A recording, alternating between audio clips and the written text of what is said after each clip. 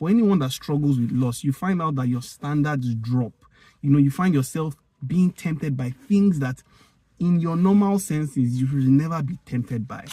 I want you to imagine for a second that you were hungry. So you came to me, you were like, oh, Eni, I'm not eating in 2 days, 3 days. I'm really hungry. And imagine I say, wow, you've not eaten? Be filled. What would you think about me? You think that this guy, what kind of person is this? And you say you're a Christian. That doesn't make sense. But do you know, if to a person that struggles with lust, that is perfect advice. That is the perfect thing to say. That when someone is struggling with lust, I say, be filled.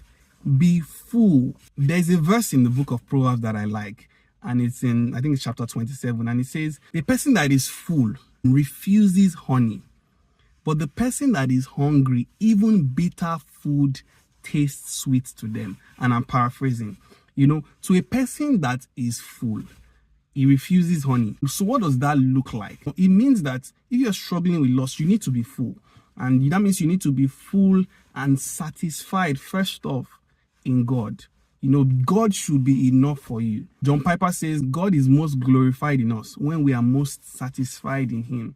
You need to be satisfied in God. You need to be satisfied in your life, in your work. You need to be happy and full and grateful. This also means that as a husband, you need to be full. So you and your wife, make sure you are giving yourself. There's a reason why, when you were taking your vows, and they said to have and to hold. Have and hold. Because if you are full, you will not be easily tempted. And the other part of the scripture says, to a person that is hungry, even bitter food tastes sweet. For anyone that struggles with lust, you find out that your standards drop. You find yourself being tempted by things that in your normal senses you should never be tempted by. And it's because you are hungry. So again, I say, are you struggling with lust? Be filled.